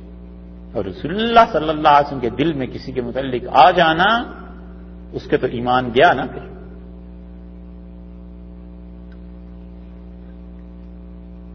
شبہ بھی پڑ جاتا تھا کہ یہ آدمی جھوٹ بولتا ہے، حتیٰ تاب، یہاں تک کہ وہ اپنے عمل سے ثابت کرتا تھا کہ میں سچ بولتا ہوں، میں نے جھوٹ سے کام نہیں کیا.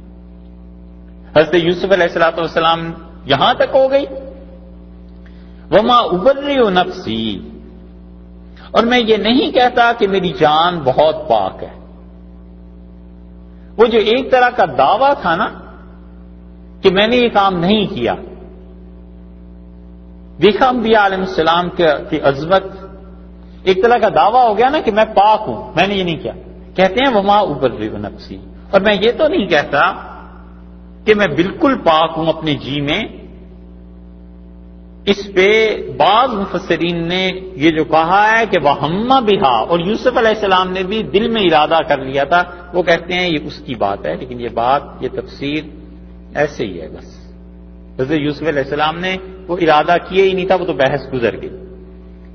یہ فکرہ اصل میں یہی ہے کہ انہوں نے اپنے آپ کو دعوے سے بچایا ہے، جو اس میں ذرا سی صورت ظاہر ہو رہی تھی کہ میں نے ایسے نہیں کیا، اور اس کو پتا چل جائے میں اتنا پاک ہوں، اتنا اچھا ہوں.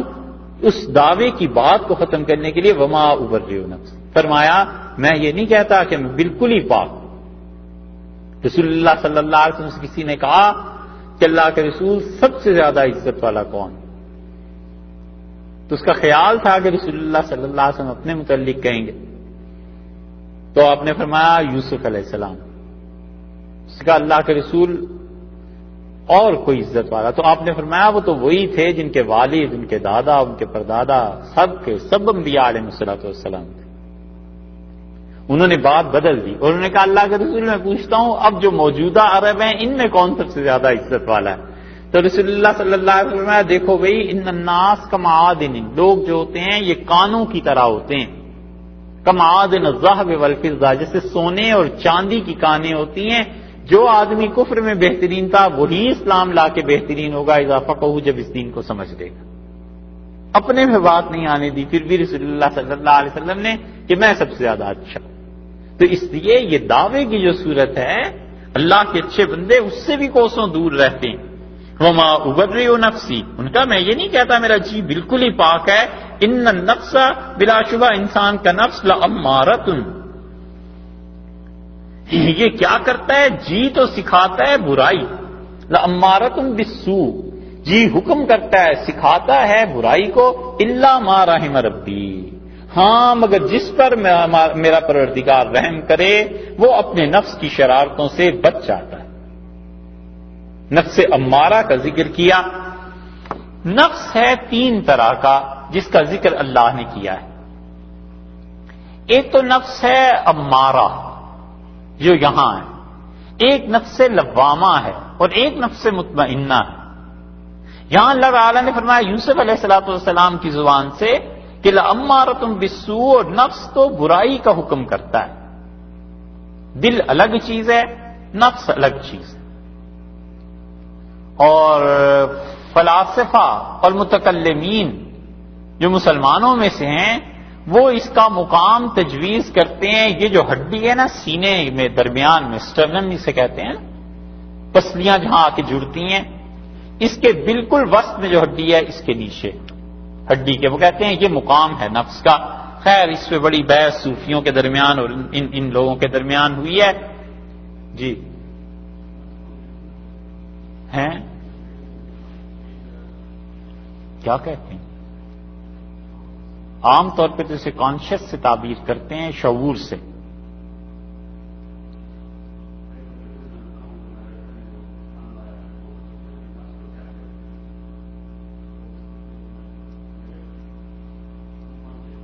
اندر سے جو آواز ہے آتی ہے نا انسان کے، برائی، بس اسی کو سمجھا دیجیے. یہی اس کی فزیکل شیپ کہاں ہے، کہاں ہوتا ہے، اس پہ مسلمان فلاسفہ نے بحث کی. رات کا 1 بجنے والا پھر صحیح اس کی بات، پھر ابھی یہ تو حل ہو جائے. وما ابرئ نفسی ان النفس لامارۃ بالسوء، اور انہوں نے کہا کہ نفس جو ہے یہ ہمیشہ برائی کی طرف لے جاتا ہے. یہ تو ہے نفس امارہ. دوسرا نفس ہے اور یہ کافر کا نفس، بہت ہی بےہودہ، جس پہ مہر لگ جائے اور وہ ذرا اس میں خیر نہ رہے، یہ نفس امارہ. دوسرا نفس لوامہ ہے. قرآن پاک میں آیا ہے 29ویں پارے میں لا اقسم بیوم القیامہ، اور میں قیامت کے دن کی قسم کھاتا ہوں. ولا اقسم بالنفس اللوامہ، اور ہمیں قسم ہے انسان کے نفس لوامہ کی. نفس لوامہ اسی لیے کہا کہ ملامت کرتا ہے. جب آدمی خدا کی معصیت نافرمانی کرے تو اندر سے ملامت ہوتی ہے. یہ جو جذبہ پیدا ہوتا ہے کہ کیوں تم نے گناہ کیا، کیوں ایسی حرکت کی. کبھی کبھی یہ نفس لوامہ اتنا بڑھ جاتا ہے، اتنا بڑھ جاتا ہے اس کا تقاضا، اگر اس کے مقابلے میں دل کمزور ہو، اس کا اور دل کا آپس میں ہوتا ہے تقابل. یہ بھی صوفیوں کی بحث ہے. اور وہ دل کو اتنا ملامت کرتا ہے کہ اگر یہ غالب آ جائے تو کبھی کبھی بندہ خودکشی کر لیتا ہے، مر جاتا ہے. اس لیے کئی جگہ پہ کسی نے کوئی غلط حرکت کی، پھر اس کے بعد وہ گھر سے بھاگ گیا، کوئی ایسی چیز کی، پھر اس کے بعد زہر کھا لیا اور مر گیا. یہ خبریں آتی رہتی ہیں. وہ نفس لوامہ دل پر غالب آ جاتا ہے. اور تیسرا نفس قرآن نے بتایا ہے نفس مطمئنہ. اور نفس مطمئنہ وہ ہوتا ہے جو عام طور پر کبیرہ گناہوں سے محفوظ ہو جاتا ہے، زندگی کے جس حصے میں بھی ہو، اور وہ نفس مطمئنہ ہے. اور سورہ فجر میں اللہ تعالیٰ نے آخر میں اس کی تیسری تشریح کی ہے، یا ایتھا النفس المطمئنہ، اور اے وہ نفس جو مطمئن ہو گیا ہے، ارجعی الی ربک. اسے موت کے وقت کہا جاتا ہے. ایک تفسیر یہ بھی ہے کہ موت کے وقت اس نفس مطمئنہ کو کہتے ہیں ارجعی الی ربک، لوٹ جا اپنے پروردگار کے پاس، راضیۃ مرضیہ، اللہ تجھ سے خوش ہے اور تو اللہ سے خوش ہے. یہ جو تیسرا نفس ہے نا، اس کے حصول کے لیے صوفیہ کے ہاں تزکیہ ہوتا ہے. اسی کے لیے ذکر، مراقبات، اللہ کا نام، یہ سب چیزیں اسی لیے کرتے ہیں کہ آدمی نفس لوامہ سے نکل کے نفس مطمئنہ تک پہنچ جائے، اور پھر وہ جس بھی عمر کے حصے میں پہنچ جائے تو اس کی ترقی ہوتی رہتی. اور جب نفس مطمئنہ تک کوئی آدمی پہنچ جاتا ہے پھر اس سے ذکر، اذکار، مراقبات پھر کوئی نہیں کراتا. وہ پھر کہتے ہیں سیدھی سادھی نماز پڑھو، روزے رکھو، بس یہی کام کرو جو شریعت نے بتایا، اب اسی میں ترقی ہو جائے گی. وہ تو علاج تھا، چند دن کے لیے وہ علاج کر لیا. اب پاکیزگی اتنی ہو گئی ہے کہ نفس مطمئنہ کے درجے میں اب اپنا کام کرو. یہ 3 درجے تو حضرت یوسف علیہ السلام نے نفس کے تیسرے درجے کے متعلق یا پہلے درجے کے متعلق اسے کہیے یا تیسرا کہہ لیجئے جو بھی ہے، انہوں نے کہا نفس امارہ یہ تو ہمیشہ برائی کی طرف آدمی کو دعوت دیتا ہے، الا ما رحم ربی، مگر جس پر ہمارا پروردگار رحم کرے یعنی اسے پاک کر دے. اسی لیے قرآن میں ایک جگہ آیا ہے اللہ تعالیٰ نے فرمایا کہ ولا تزکوا انفسکم، کبھی یہ نہ کہو کہ میں پاک ہو گیا، بل اللہ یزکی من یشاء، اللہ جس کو چاہے پاک کرتا ہے. کبھی آدمی اس دعوے میں نہ پڑے. کبھی بھی شیطان ایسی راہ مار دیتا ہے کہ خدا کے قرب کو پہنچتے پہنچتے پھر زندگی بیت جاتی ہے ان دعووں کی وجہ سے. ایک جگہ اللہ تعالیٰ نے فرمایا ولولا فضل اللہ علیکم ورحمتہ، اور اگر اللہ کا فضل اور اللہ کی رحمت تمہارے ساتھ نہ ہو، ما زکا منکم، تم میں سے کوئی آدمی ابداً کبھی بھی پاک نہیں ہو سکتا. یہ تو اللہ کا فضل ہے کہ وہ تمہیں پاک کر دیتا ہے، ورنہ تم پاک ہو سکتے؟ تم کبھی بھی پاک نہیں ہو سکتے. سورہ نور میں ایک جگہ آیا. تو اس لیے اس دعوے میں پڑے ہی نہ، بس دیکھنے کو اپنے گناہ کافی ہیں، اور بہت زیادہ ہی کوئی کہے کہ نیکی ہے تو اسے اللہ کے حوالے کر دے، یہی سوچتا رہے اللہ کی توفیق ہے، بس آج خدا توفیق چھین لے، ختم ہو گئی بات. اور اس سے بھی زیادہ جی کو سمجھانا ہو تو سمجھاتا رہے کہ میاں نیکی تو جب ہے جب اللہ اسے قبول کر لے. اور یہ کیسے پتا چلے کہ قبول کیا ہے یا نہیں کیا؟ یہ تو موت کے بعد ہی پتا چلے گا. بس اتنی دیر انتظار کر لے. کیا ضرورت ہے کہنے کی کہ میں اتنا اچھا ہو گیا ہوں، اتنی نیکی کر لی، یہ کر لیا. نیکی اس وقت نیکی ہے جب اللہ قبول کر لے. نوٹ ہے نا، ایک آدمی وہ کاغذ تیار کر لے جو ڈالر میں، روپی میں کوئی استعمال ہوتا ہے، ایسا زبردست کاغذ، تو وہ کاغذ اس وقت نوٹ بنے گا جب پریس میں گورنمنٹ کے چلا جائے. اور گورنمنٹ کہے کہ یہ کاغذ پہ ہم مہر لگا دیں گے تب تو نوٹ بنا. اور اگر گورنمنٹ انکار کر دے کہ ہم اس پہ چھاپا نہیں لگاتے، اس پہ مہر نہیں لگاتے، تو وہ کاغذ کا کاغذ ہی رہا، وہ نوٹ کہاں سے بن گیا؟ بس ایسے ہی ہے قیامت میں جس پہ دستخط ہو گئے کہ اس کی نیکی ہمیں قبول ہے، یہ اچھا کام اس نے کیا ہے، وہ نوٹ بن گیا، وگرنہ کاغذ کو لیے بیٹھے رہو. پھر یہ ہے انہوں نے کہا الا ما رحم ربی، ہاں مگر اس پہ میرا پروردگار رحم کرے وہ پاک ہو جاتا ہے. ان ربی بلا شبہ میرا رب غفور، بڑا بخشنے والا ہے. خطا ہوتی ہے، غلطی ہوتی ہے، نفس کے چکر میں آدمی آ جاتا ہے، معافی مانگتا ہے، خدا معاف کر دیتا ہے. رحیم، بار بار رحم کرنے والا ہے، بار بار مہربانیاں فرمانے والا ہے. یا تو یہ جملہ ہے سے یوسف علیہ السلام کا، اور یا یہ جملہ ہے اسی کا، اس خاتون کا، زلیخا کا. پھر پچھلی آیت میں دیکھیے، اس سے بھی پچھلی آیت میں قالت امرأۃ العزیز، عزیز مصر کی بیوی بولی، اسے کہا الآن حصص الحق، اب سچی بات ظاہر ہو گئی. انا راودتہ عن نفسہ، میں نے بہکایا تھا یوسف علیہ السلام کو، کوشش کی تھی بہکانے کی ان کے جی سے. وانہ لمن الصادقین، اور وہ بڑا سچا آدمی ہے.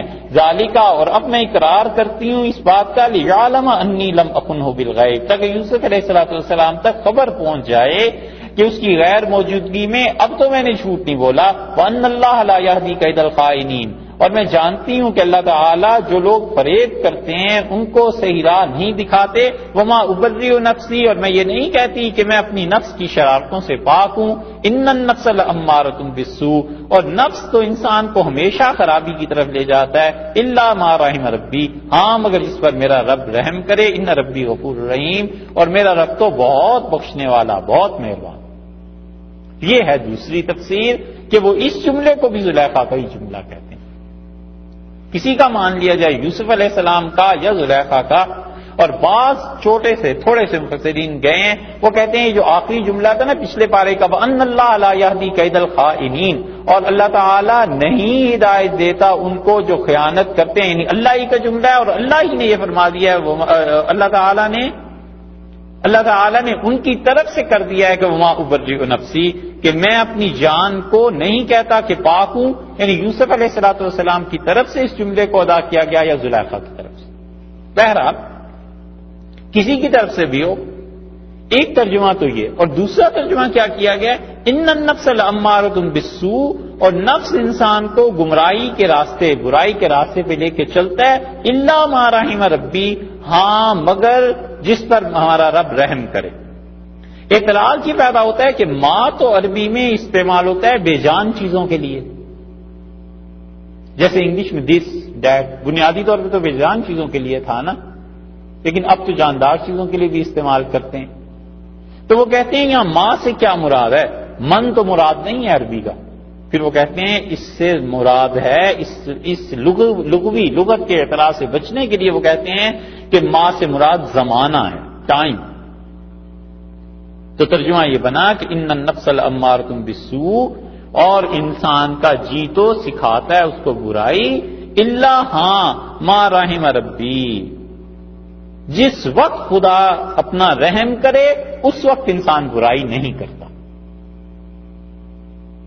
جو گناہ کا زمانہ ہے اس میں تو انسان گناہ ہی کرتا ہے. الا ما رحم ربی، ہاں وہ وقت آ جائے جب اس کا رب رحم کرے. جب اللہ تعالیٰ رحم کرے گا تو پھر وہ برائی نہیں کرے گا. تو ماں کے ترجمے پہ اختلاف ہوا ہے. بعض حضرات نے اسے جی کا کہا ہے، بعض حضرات نے کہا کہ الا ما رحم ربی، مگر وہ شخص جس پہ خدا رحم کرے. بعض کہتے ہیں مطلب وہ ہے کہ وہ وقت جب خدا کسی پر رحم کرتا ہے، مہربانی کرتا ہے، تو اس کے نفس امارہ کو ختم کر کے نفس لوامہ میں تبدیل کر دیتا ہے، یا نفس مطمئنہ. وقال الملک، اور بادشاہ بولا اتونی بے، اس نے کہا اس آدمی کو میرے پاس لے آؤ. استخلص ہو، میں خالص رکھوں گا اسے لنفسی، اپنی جان کے لیے میں خاص اسے اپنے کاموں کے لیے رکھ لوں گا. عزیز مصر کے ساتھ تھے، اس نے کہا عزیز مصر کو بھی چھوڑ دو اگر زندہ مان لیا جائے. اس نے کہا چھوڑو ان سب کو، استخلص لنفسی، میں اسے اپنے کاموں کے لیے خالصتاً اپنے پاس رکھوں گا. فلما، سو جب کلمہ، اس نے بات کی حضرت یوسف علیہ السلام سے، گفتگو ہوئی، ملک کے حالات، یہ جو بھی چیزیں سامنے آئی ہوں گی، قحط پڑے گا، کیا ہوگا، اسے احساس ہوا کہ یہ آدمی تو بہت بڑا ہے. قال انک اليوم لدینا، کہنے لگا آج کے بعد آپ ہیں ہمارے پاس، مکین، ہم آپ کو رکھیں گے.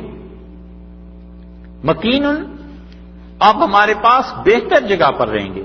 امین، اور آپ کا بڑا اعتبار ہے، آپ ہمارے پاس رہیں. لفظ دیکھیں، لدینا، یہ نہیں کہا میرے پاس، اس کا ہمارے پاس آپ رہیں گے. یا تو اس کا تعلق بہاری شریف سے تھا، جملہ ہی ایسا بولا، یا ایک بادشاہ بولتے ہی ایسے ہیں. اس کا لدینا، آپ ہمارے پاس رہیں گے. سارے عقیدے کی بحث چلی، اور 1920 کی بات ہے، اس کے بھی آگے پیچھے، اور محمد علی جوہر مرحوم اور یہ لوگ گئے. شاہ سعود کا زمانہ آیا تھا، نیا نیا سعودیہ کا انقلاب تھا. تو ہندوستان والوں سے انہیں بڑی شکایت تھی کہ ان کے پتہ نہیں کیا عقیدے ہیں، اور ہندوستان والے تو بہت سر چڑھے ہوئے تھے کہ یہ سعودی جو ہیں انہیں یہ ہو گیا، وہ ہو گیا، یہ وہابی ہو گئے اور قبضہ ہو گیا. تو شاہ سعود کے پاس وفد آیا. شاہ سعود نے پورے عالم اسلام کی ایک کانفرنس بلائی، بڑے بڑے لوگوں کو، سید سلیمان ندوی رحمۃ اللہ علیہ وغیرہ، یہ سب حضرات اس میں گئے تھے. تو اس نے کہا تم لوگوں کا عقیدہ کیا ہے ہندوستانیوں؟ تو ہندوستان کے علماء نے جب اپنا عقیدہ لکھ کے پیش کیا نا، تو شاہ سعود نے لفظ بولے، اس نے کہا ھذا یوافقنا، یہ عقیدہ ہمارے مطابق ہے. حضرت تھانوی رحمۃ اللہ علیہ کی طرف خبر پہنچی تو حضرت نے فرمایا دیکھو بادشاہ ہو گیا اور بات نہ کرنی آئی، کہنا چاہیے تھا نحن نوافقہ، ہم اس عقیدے کے مطابق ہیں، کیونکہ وہ عالم نہیں اور ہندوستان کے علماء اس کی ملکت میں اب تک بھی نہیں پائے جاتے. عقیدہ اصل تھا نا، تو کہنا یہ چاہیے تھا نحن نوافقہ، ہم اس عقیدے کے مطابق ہیں. اس نے کہا نہیں، ھذا یوافقنا، یہ عقیدہ ہمارے مطابق. بادشاہ تو پھر ایسے ہی بولتے ہیں. اس نے یوسف علیہ السلام سے کہا انک الیوم لدینا مکین امین، آج کے بعد آپ ہمارے پاس رہیں گے بڑی عزت کے ساتھ، اس کے ساتھ ساتھ امانت داری. قال اجعلنی، یوسف علیہ السلام بولے اور نے کہا مجھے بنا دیجئے علی خزائن الارض، زمین میں جو خزانے جو آپ کی مملکت میں خزانے ہیں اس کا مالک مجھے بنا دیجئے. Finance minister. اور بعض نے لکھا ہے کہ وزارت خزانہ انہوں نے لے لی. اور مفسرین نے ایک اور بات بڑی کمال کی لکھی ہے. وہ کہتے ہیں کہ یہاں سوال یہ پیدا ہوتا ہے کہ خود انہوں نے کیوں مانگا. تو اس میں بڑی لمبی بحث ہوئی ہے کہ انہوں نے کہا اس وجہ سے. اور چلو پہلے ان کا موقف بیان کرتا ہوں. وہ کہتے ہیں کہ اس لیے سے یوسف علیہ السلام نے زمین پر حکمرانی اور چیزوں کو مانگا کیونکہ انہیں پتا تھا آئندہ قحط پڑنے والا ہے، اور انہیں اندازہ تھا کہ میرے علاوہ اس چیز کو کوئی سنبھال نہیں سکے گا. اس لیے انہوں نے لوگوں کی فلاح کے لیے اپنا نام پیش کر دیا. اور یہ کوئی حرج بھی نہیں، سیدھا سادہ مسئلہ اس سے پتا چلتا ہے کہ کوئی آدمی اگر سمجھتا ہے کہ اس ڈیوٹی کا وہ اہل ہے تو اپنا نام پیش کرنے میں کوئی حرج نہیں. اگر وہ سمجھتا ہے کہ میرے علاوہ کوئی کام نہیں کر سکے گا تو کہہ سکتا ہے کہ صاحب میں یہ کام کر سکتا ہوں، اپنا نام پیش کرتے. کچھ مفسرین نے اس اعتراض کا جواب دوسری طرح دیا ہے. وہ کہتے ہیں کہ ایسے یوسف علیہ السلام کو بادشاہ نے کہا تم ہمارے پاس رہو تو وہ تو پرائم منسٹر بنانا چاہتا تھا. انہوں نے اپنے اس درجے کو کم کیا خود، اور انہوں نے کہا نہیں مجھے وزارت خزانہ دے دو، میں نے وزیر اعظم تمہارا نہیں بننا. یہ بہت بڑے بڑے مفسرین نے بھی لکھا ہے. خیر، یوسف علیہ السلام نے خزانے کی بات یا اس فائنانس یا معیشت کی بات اس لیے کی کہ آگے آ رہا تھا قحط. انی حفیظ نبی، اور بہت اچھے بات کی. انہوں نے کہا میں ایک تو امانت دار ہوں، حفاظت کروں گا، پیسہ غلط خرچ نہیں ہونے دوں گا. علیم، اور مجھے علم بھی ہے کہ پیسہ کہاں کہاں خرچ کرنا ہے اور کیا کیا چیزیں ہونی ہیں. اللہ تعالیٰ نے بتایا وَكَذَلِكَ مَكَّنَّا، اور اس طرح ہم نے کیا کیا، بٹھا دیا. مکنا تمکنت دی، زمین پہ جما دیا. یوسف فی الارض، یوسف علیہ السلام کو زمین ہم نے اسے بٹھا دیا، ہم نے اسے مملکت میں جما دیا. یہ جو سے یوسف علیہ السلام کو تمکین فی الارض قرآن کہتا ہے کہ زمین میں ہم نے انہیں عہدہ دے دیا، یہ کس کے تھرو ملا تھا؟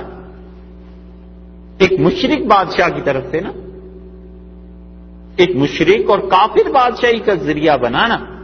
یہ دلیل ہے ان فقہا کی جو کہتے ہیں کہ غیر مسلموں کی حکومت کافروں کی اور مشرکین کی ہو، اور اگر وہ کسی مسلمان کو عہدہ دے تو اس عہدے کو قبول کر لینا چاہیے. اگر اپنی صلاحیت پاتا ہے تو خود بھی پیش کر سکتا ہے اور کہہ سکتا ہے کہ صاحب مجھے یہ عہدہ دے دیں. وجہ اس کی یہ ہے کہ وہ انسانیت کی خدمت کر سکے، مسلمانوں کی رعایت کر سکے، اسلام کا کام کر سکے. اور یہاں پہ خوب انہوں نے ان مفسرین کو جواب لکھے ہیں جو یہ کہتے ہیں کہ کافر کی حکومت کا کوئی عہدہ قبول کرنا جائز نہیں ہے، کیونکہ یہ بھی ایک طرح سے کافروں کی مدد ہی کرنی ہے، تو کافروں کا عہدہ قبول نہ کرے. دوسری طرف سے مفسرین کہتے ہیں کہ یہاں دیکھ لو، یہ عہدہ تو کیا اللہ نے خود کہا ہے کہ کذالک مکنا لیوسف فی الارض، ہم نے یوسف علیہ السلام کو زمین میں حکومت دی. تو اس حکومت کا ذریعہ تو وہی مشرک بادشاہ ہی بنا تھا. عہدہ تو انہی کی حکومت میں انہوں نے قبول کیا تھا، اور تھے بھی نبی علیہ السلام. اس لیے کوئی حرج نہیں ہے جب کوئی آدمی یہ سمجھے کہ میں مسلمانوں کے لیے کچھ کام کر سکوں گا تو کافر حکومت کا عہدہ وہ لے لے. اور اسے یہ بھی پتا ہو کہ اگر یہ میں عہدہ لے لوں گا تو مجھ پر کوئی پابندی نہیں ہوگی، کوئی ایسی چیز نہیں ہوگی جس کی وجہ سے مجھے ظلم میں شرکت کرنی پڑ جائے. یتبوأ منہا، اور اللہ نے کہا کہ کیا کرتے ہیں ہم اسی طرح جما دیتے، ٹھکانہ دیتے ہیں. حیث یشاء، جہاں چاہے اللہ اس زمین میں جگہ دے دیتا ہے جہاں چاہے. نصیب برحمتنا من نشاء، اور ہم پہنچاتے ہیں اپنی رحمت جس شخص کے لیے ہم چاہیں. ولا نضيع اجر المحسنین، اور جو لوگ نیکی کرتے ہیں ہم ان کا اجر کبھی ضائع نہیں کرتے. حضرت یوسف علیہ السلام نیکی کرتے رہے، انہوں نے صبر کیا. اللہ نے فرمایا ہم اپنی رحمت کو جس شخص تک چاہیں پہنچا دیتے ہیں. اور پھر اللہ نے جو حالات بدلنے شروع کیے ان کے، تو پے در پے وہ حکومت تک پہنچ گئے. اور یہ تو دنیا کا حال ہے، دنیا میں ہم نے انہیں حکومت دے دی، اپنی رحمت ان تک پہنچا دی. ہم نے ان کے اجر کو ضائع نہیں کیا. وَلَأَجْرُ الْآخِرَةِ خَيْرٌ، اور آخرت کا اجر تو بہت زیادہ ہے. لِلَّذِينَ آمَنُوا، جو لوگ ایمان لائیں. وَكَانُوا يَتَّقُونَ، اور جو لوگ متقی ہیں، خدا سے ڈرنے والے ہیں، ان کا اجر آخرت کا تو بہت زیادہ ہے.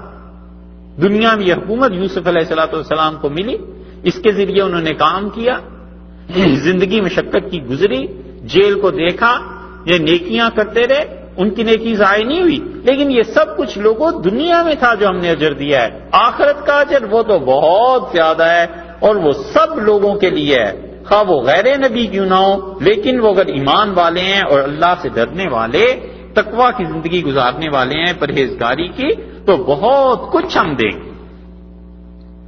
یہ جواب ہوا اس سوال کا جو آغاز میں آیا تھا. کیا سوال تھا؟ کہ یوسف علیہ السلام، حضرت ابراہیم علیہ السلام کی اولاد فلسطین میں تھی، یہ مصر میں کیسے آ گئے تھے؟ یہودیوں نے پوچھوایا تھا نا سوال مشرکین مکہ سے کہ یہ جا کے سوال پوچھنا. تو یہ جواب ہو گیا یہاں تک اس بات کا کہ اس طرح سے شام سے وہ چل کر مصر میں آ گئے، اور آگے اس کے بعد بتاتے ہیں کہ آگے دیکھو پھر کیا ہوا بھائیوں کے ساتھ. وہ انشاءاللہ